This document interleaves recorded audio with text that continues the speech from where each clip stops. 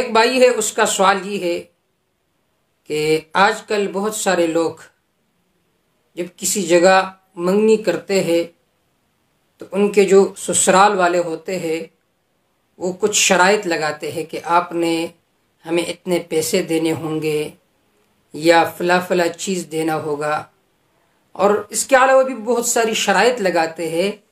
آیا یہ شرائط لگانا سسرال والوں کے لیے جائز ہے یا نہیں؟ الجواب، نکاح کے اندر وہ مطالبہ جو ناحق ہو تو وہ ناجائز ہے، حرام ہے۔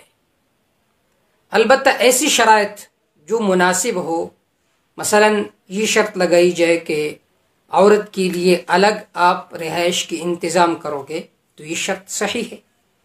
اسی طرح یہ شرط لگائی گئی کہ آپ مہر دو گے تو یہ بھی صحیح ہے۔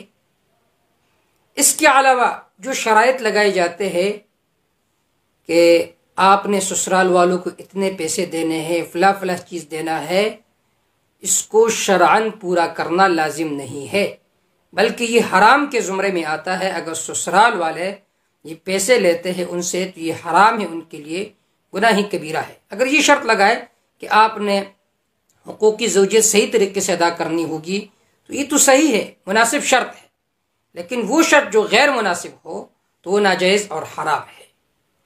فقہاء کرام نے باقاعدہ تصریح کی ہے، علامہ شامی رحمہ اللہ نے اپنے فتاویٰ میں وَمِنَ السُّحْتِ مَا يَأْخُذُهُ السَّحْرُ مِنَ الْخَطَنِ بِسَبَبِ بِنْتِهِ بِطِيبِ نَفْسِهِ، کہ حرام ہے، سحت کہتے حرام کو۔